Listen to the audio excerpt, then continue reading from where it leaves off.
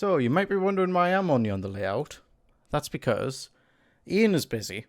I need to get this podcast done. And I only have like 3/4 of an hour to actually do it. So, welcome to the podcast. Again, Ian is busy.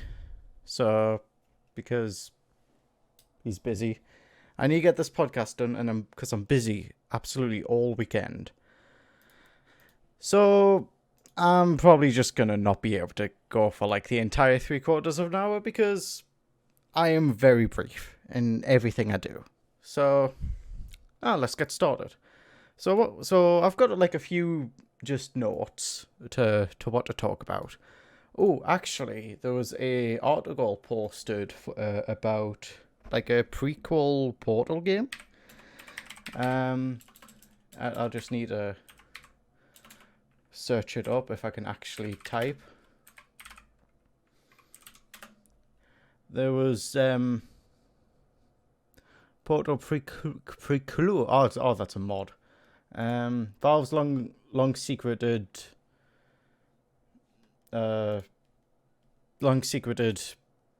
prequel by PC Gamer. Some people don't like PC Gamer. I'll just need to hang on. The video on the site was actually looked pretty solid.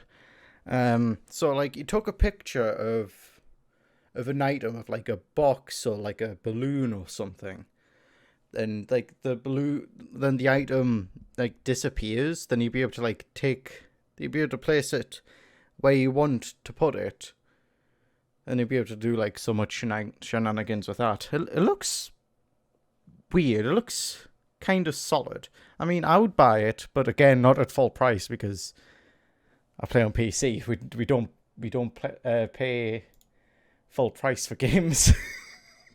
I mean, I've only bought like a handful of games at full price. Anyway, that actually looks decent. I should really have saved the webpage for that and put it in the description, but you can have a look for yourself. Just Google Portal prequel, and it's one of the first, and you'll be able to find it that way. Anyway, apparently some leaked specs of the next gen consoles. I mean, it's nice just talking about just like hardware, even though I probably won't get any of them. But again, it's just nice talking about hardware. So apparently, if the Digital Foundry leak is supposed to be believed, I mean, quote unquote leak, apparently the Xbox is supposed to be a bit faster than the PS5 by a couple of teraflops. And PS5 GPU capabilities, 36 custom Navi compute units at 2000 megahertz. The PS4 Pro uses 36G CN compute units at 911 megahertz for reference. So far it is looking like a pretty big improvement in overall specs, even with current GPUs. It's looking pretty solid. Meanwhile, PS5 outlines a leak is blah blah blah. Assuming we're not looking to.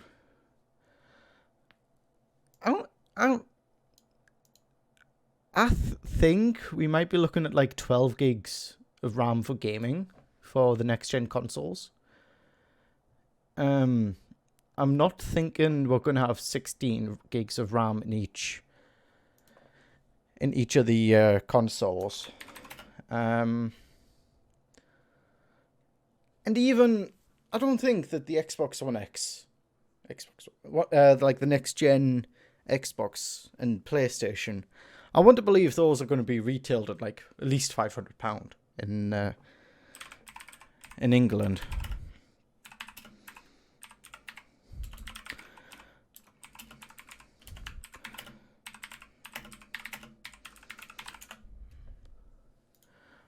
Anyway, oh,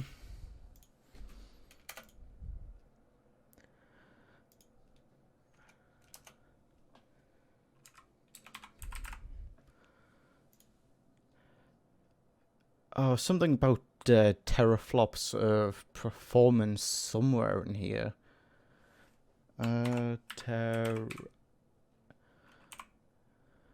Teraflops. Possible target of 12 teraflops for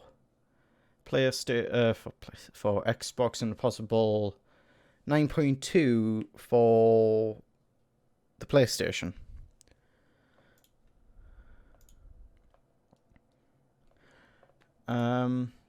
So yeah, that's apparently the next gen consoles.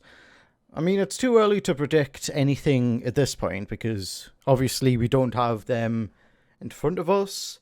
We don't have the games to actually play it, actually see what the performance is like, to see how good the actual games are. I mean, the games are the biggest point of any game, of any console. I mean, I've got a Switch. I love my Switch. I think everyone with a Switch loves the Switch. I want to buy so much more games for my Switch. I've recently got the Yu-Gi-Oh game for Switch, and I just love it. I probably wouldn't be playing it as much if I had it on computer or something. It just reminds me of the days when I used to play Yu-Gi-Oh GX Spirit Caller. Even though those two games are absolutely nothing alike, it's just the mobile experience for Yu-Gi-Oh that really appeals to me. I really don't like the whole Duel Links, to be perfectly honest. That's just a pay-to-win game. Sorry, it's it's basically like FIFA. It's pay for the chance to win. Spend hundreds of pounds for the chance to win. That's just my opinion on like all mobile games. Anyway,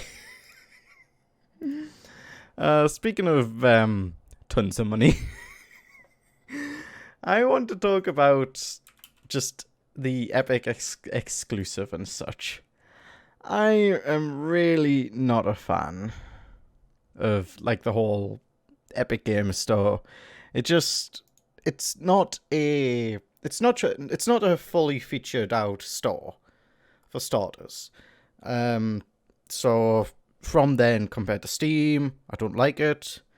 The whole shenanigans of like selling your data, not being GDPR compliant.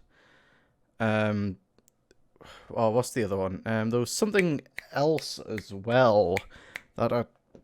Oh yeah, the decrypting Steam friends and uploading them to the Epic Game Service. Like, nope, that's a big no from me.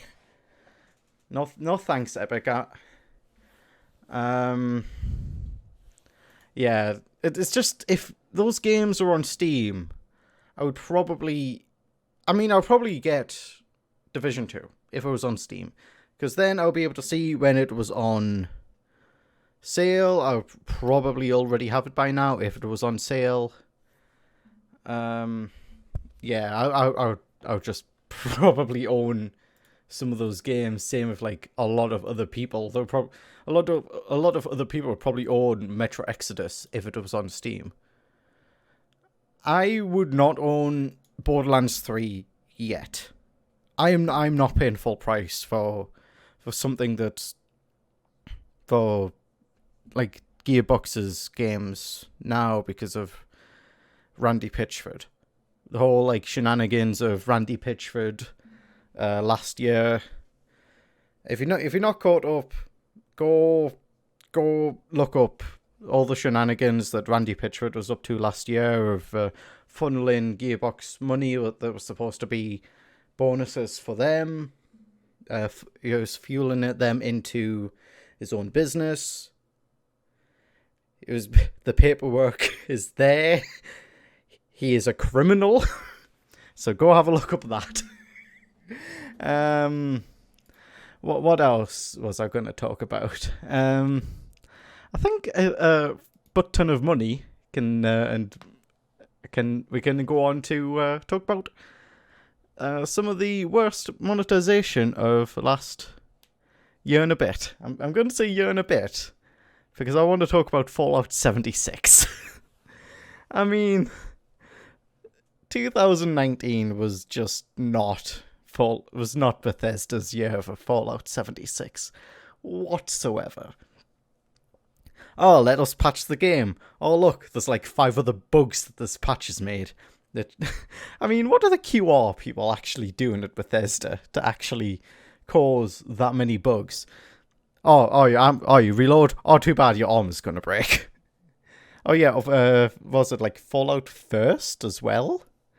It's just like, we're going to make you pay £60 for this game. Oh, yeah, you're going to also need to pay us even more money for a subscription for XYZ, for private servers, atoms. Oh, yeah, the private servers aren't actually private. Well done, Bethesda. Just well done. I also want to talk a bit about Anthem. And that's just dead. Straight up dead.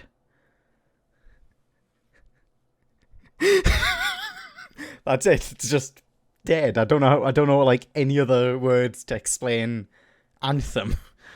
Also, I want to talk a bit about Death Stranding as well.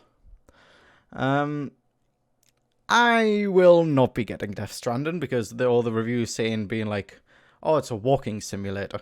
If I want to go on a walking simulator, it's an actual walking simulator on Steam. I want to get my facts straight before I want to. There's actually a game called Walking Simulator on Steam. It's you play as a baby and you just try to walk. It's £1. It doesn't have a lot of polygons. The model for the baby is just something out of a PS1 game. Hell, this actually looks more fun than Death Stranding. I'm sorry for everyone who enjoys Death Stranding. I just don't really see the appeal of walking from like A to B constantly for like an entirety of a game. I'd rather have something like Skyrim. At least then you can at least Skyrim's a bit more of a dungeon crawler than Death Stranding is. Can I just mention, like, was it Elder Scrolls Blades? I think that died. Elder Scrolls Blades, because I think that's recently died. Anyway, if it's died, it's died. You guys have phones, right? And I just needed to get that in there somewhere. I should have. I mean, so far I've just been going like up my list of my sticky notes that I've got in front of me. I should have really been going down it because at the second off top. Yeah, the second off top is the highs and lows of gaming for 2019. I mean, so far, I've just been talking about, like, a lot of negatives and a bit of positives. I mean, again, I'm not a big fan of the Epic Games Store because it's like, oh, let us buy spend a ton of money buying up exclusives and not being pro-consumer. Because, well, like, why should you be forced to use a launcher?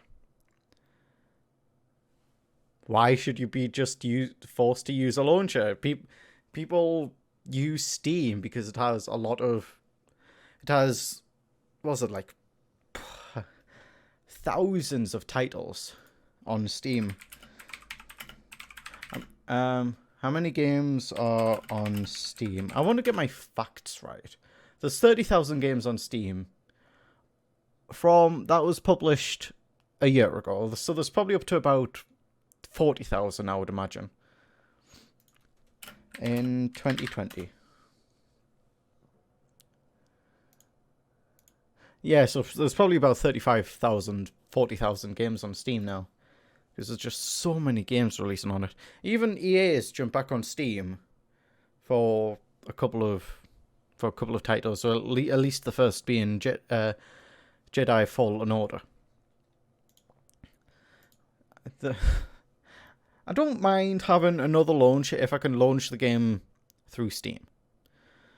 Because my desktop is like Steam, is Chrome, Steam, Discord, Spotify, GOG. I mean, I don't mind GOG. GOG 2.0 is a pretty solid launcher. Seeing like your friends online and on PlayStation, Xbox, and like all over. I think it's only Switch that don't support currently. I mean, it's a pretty solid launcher. What was I saying? Oh yeah, my editing program hit film, and that's basically my entire taskbar at the bottom. So yeah, GOG 2.0 happened. That was a great point for last year. It's just, yeah, I just adore it. I want to talk about going back to Yu-Gi-Oh! I want to talk about like how big and how much rules in Yu-Gi-Oh! Nowadays compared to like 10, 15 years ago. I mean, I remember Yu-Gi-Oh! When we didn't have like synchros and was it like XYZs or only having like one fusion monster out. That's just really weird. I mean, I like having like 3 fusion monsters out. just being like very overpowered in that sense. Even though like nowadays you can have like 2 monster cards in your spell and trap zone that aren't crystal beasts. You can use that to like summon like 5, 6, 7 other monsters. It's, from a person trying to jump back in, I'm being really overwhelmed by the whole shenanigans that I need to learn. It's just really, really weird.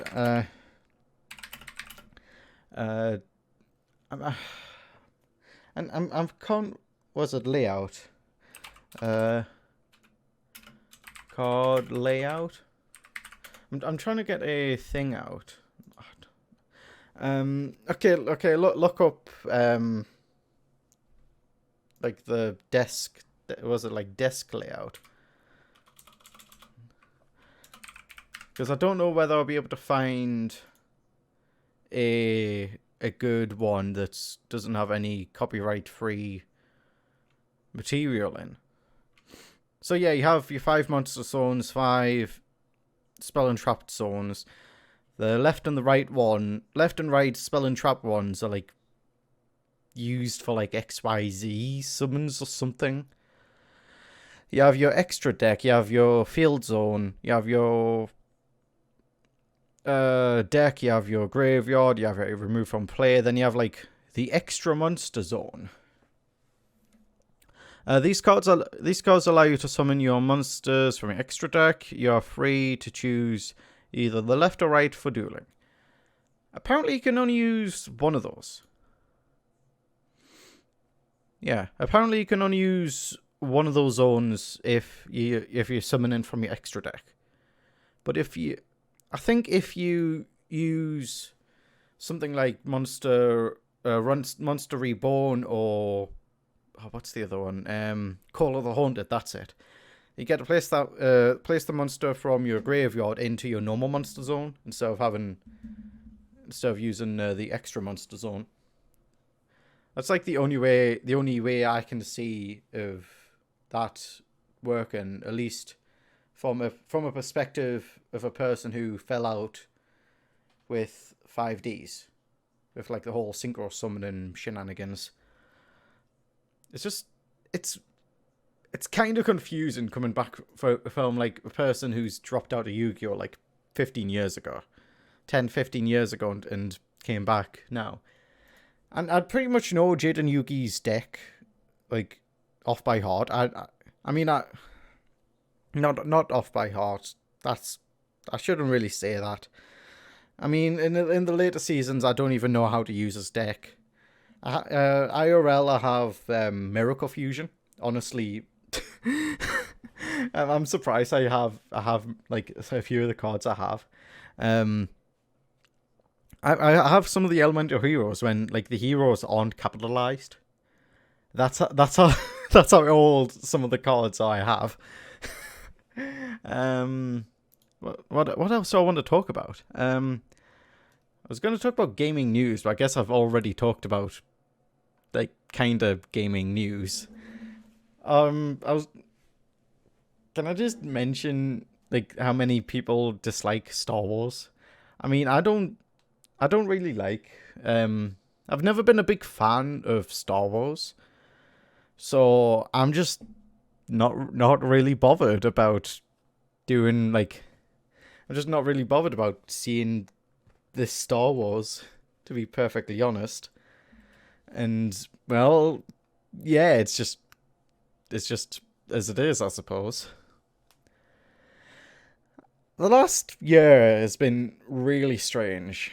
Just for like everything, I suppose. I've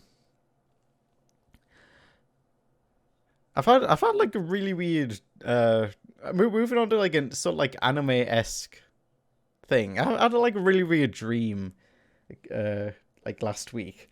It was like a mixture between Code Geass because I just finished. I was in the middle of Code Geass and My Hero Academia. It was basically like Code Geass with the My Hero Academia characters. I was basically Suzaku. I was a pilot of a Gurren, and like apparently each Gurren had like its own personality and its own like voice and stuff. My Gurren could sing. My Gurren was just like starting to sing in like the middle of battle, and when I got back to class, like the next couple of days, everyone was like praising me for like my Gurren singing. I was like, what's this? How do you guys know that my Gurren was singing? And then also like I had a really strange dream last night as well. It was about like Avatar: The Legend of Aang. Like this guy from the future came back and said to Toph, being like, "Oh, you're my future adopted mother." I don't know why Toph for all reason. It's just like, I guess it's like my science fiction brain from like time travel, because time travel is pretty cool. Anyway, I think that's a good transition to anime, I suppose. Talking about like My Hero Academia and Avatar: The Last Airbender. Oh, I just want to mention out like the whole Witcher and the whole Netflix series. Apparently that's supposed to be good. I have not yet started to watch it. I mean, to be perfectly honest, I haven't played like more than like 10 minutes of Witcher yet, so I really need to get onto that. Anyway, I'm really looking forward to the Avatar: Last Airbender Netflix adaptation. If the CGI picture is to be believed, I am honestly hoping it's going to be good, since the CGI looks pretty solid. I've just got my fingers crossed it's going to be good, because I really hope it's going to be good. Yeah, and anyway, anime. I finished Dr. Stone. I enjoyed it. I think it's like I'm not caught up on My Hero Academia. I'm waiting for the rest of My Hero Academia to release. Then I'm just gonna binge watch all of it. I think I preferred.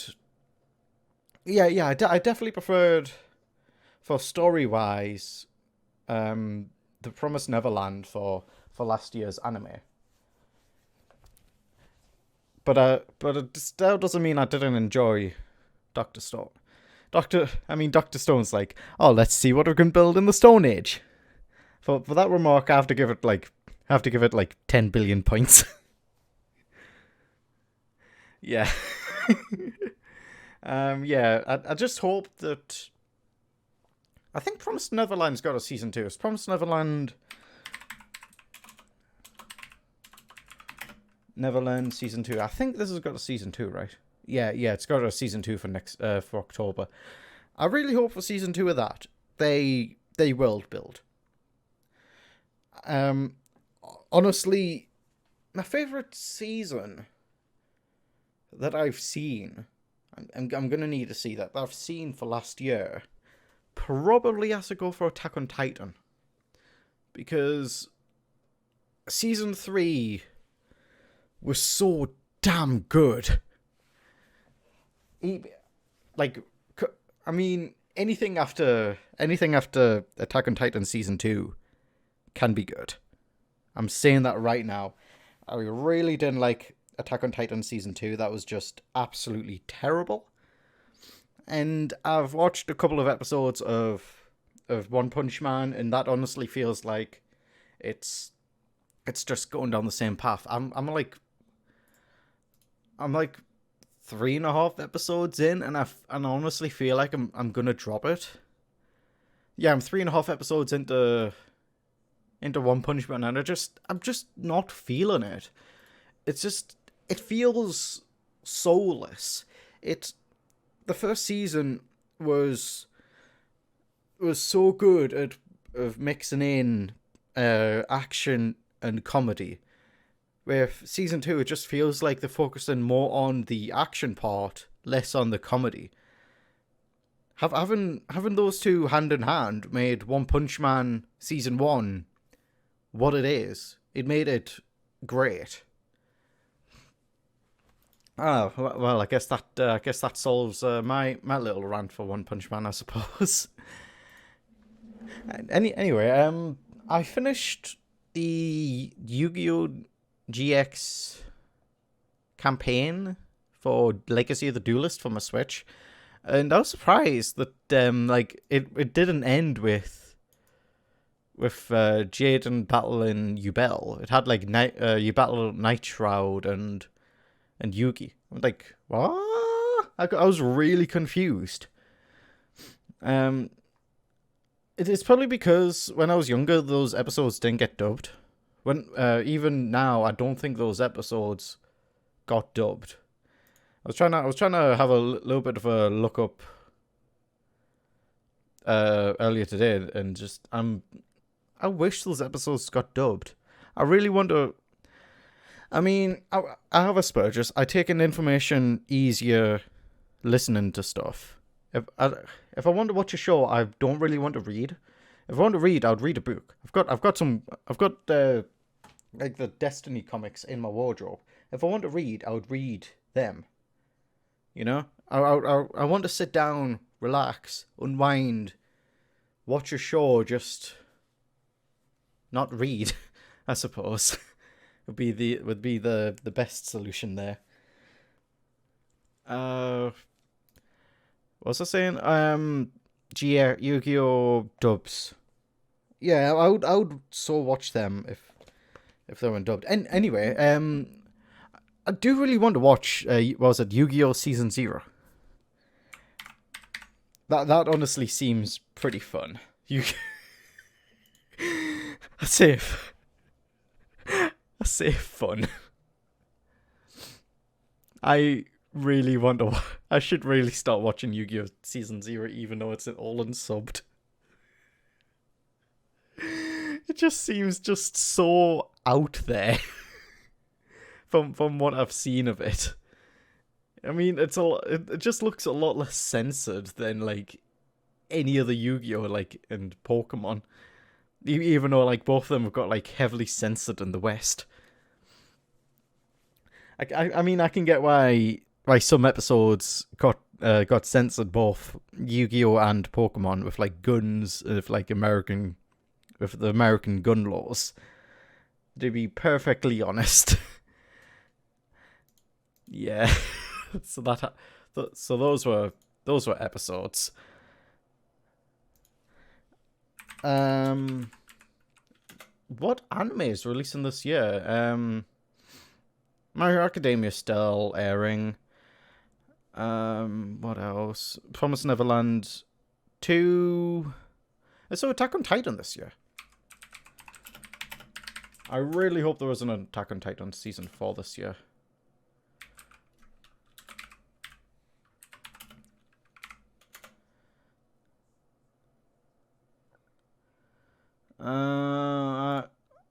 From first, Attack on Titan Season 4 will be coming to fans on fall of 2020 and will be the final season. I mean, the second half of Attack on Titan Season 3 was amazing. I mean, if you want to watch Attack on Titan, watch Season 1. Ask someone who's seen Season 2 to explain Season 2 to you. Then go watch Season 3. Because Season 2, if you know someone who's watched it, it's not worth watching. If you know what I mean by there, it's just bad. It's I mean, One Punch Man fell for the Attack on Titan, just having like a great first season, having a bad second season. If there's a One Punch Man Season 3...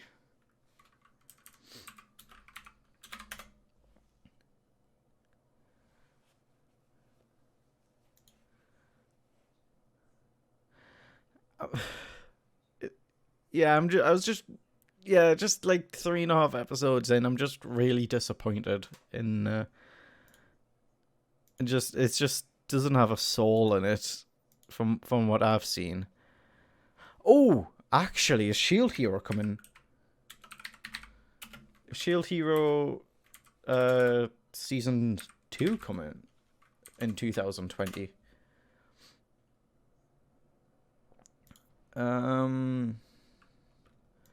Release date. Apparently August. I mean, even though they did say it's gonna have take a different note than season 1, I hope season 2 they develop the heroes and they develop the world. Because so far, I like Shield Hero, don't get me wrong, but it just feels like they haven't developed those things. I want them to develop those items. The Shield Hero, the rest of the heroes, the world in season 2. Even though it is like a fantasy setting, it's basically Skyrim, but an anime. I want them to develop them more in season 2. It would be basically like season 3 of Attack on Titan, but in season 2 of Shield Hero.